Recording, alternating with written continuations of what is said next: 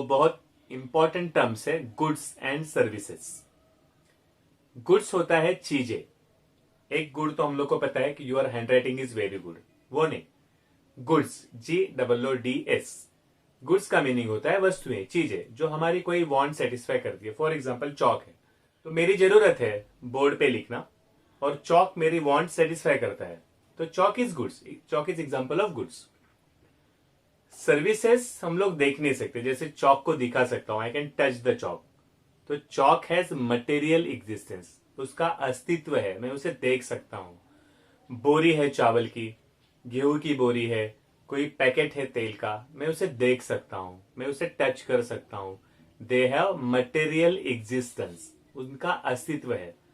But service दिखती नहीं है। डॉक्टर मुझे अच्छा करता है, तो वो है डॉक्टर की मुझे दी गई सर्विस। टीचर टीचेस, टीचर हम लोगों को पढ़ाते हैं, तो वो टीचर हम लोग को सर्विस देते हैं। Okay, they also satisfy our want. Marathi eco मध्ये होतं वस्तू आणि सेवा, that is goods and services. तो वस्तु goods we can touch, we can see, they have material existence, उनका अस्तित्व है। और सर्विसेज भी हमारी वांट सेटिस्फाई करती है, लेकिन उन्हें देख नहीं सकते। वांट वो भी हमारी सेटिस्फाई करती है।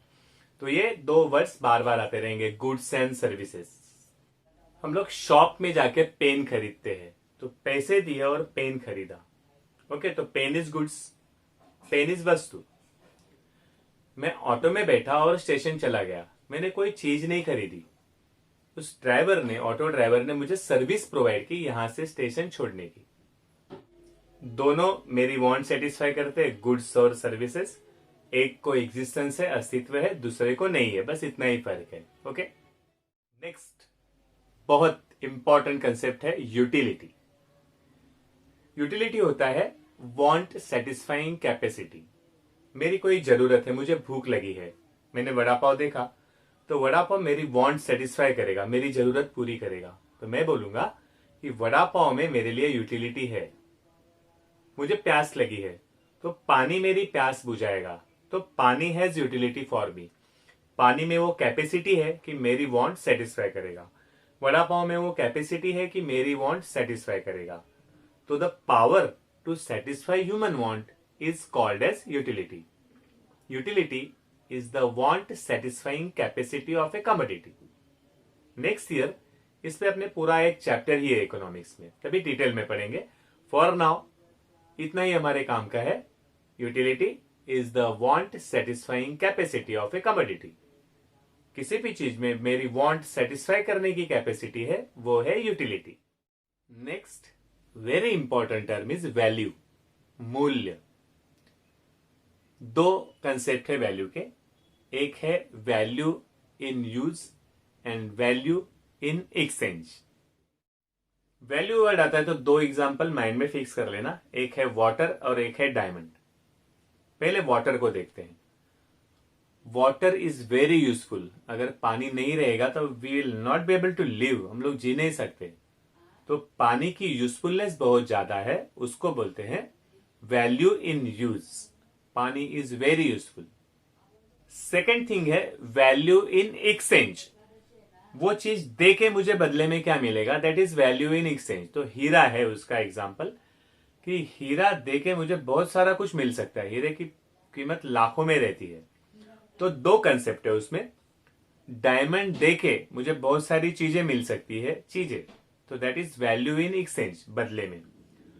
और डायमंड दे के मुझे कितने पैसे मिलेंगे, that is price, value expressed in terms of money.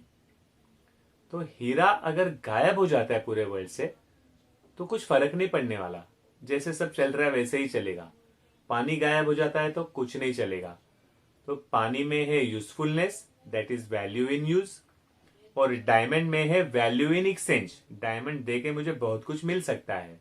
Okay, तो डायमंड में है वैल्यू इन एक्सचेंज और पानी में है वैल्यू इन यूज। और एक एग्जांपल हम लोग माइंड में फिक्स कर सकते हैं, आयरन एंड गोल्ड, लोहा और सोना। हर एक मशीनरी, हमारी पूरी बिल्डिंग है लोहे से बनती है। लोहा गायब हो गया तो कुछ नहीं चलेगा। लेकिन गोल्ड से तो ज्वेलरी बनती है, हम लोग शो शाइनिंग के लिए, प्रेस्टीज के लिए दिखाते हैं। लेकिन सोना देके मुझे बहुत कुछ मिल सकता है। तो वैल्यू इन एक्सचेंज सोने में ज्यादा है और वैल्यू इन यूज लोखंड में बहुत ज्यादा है।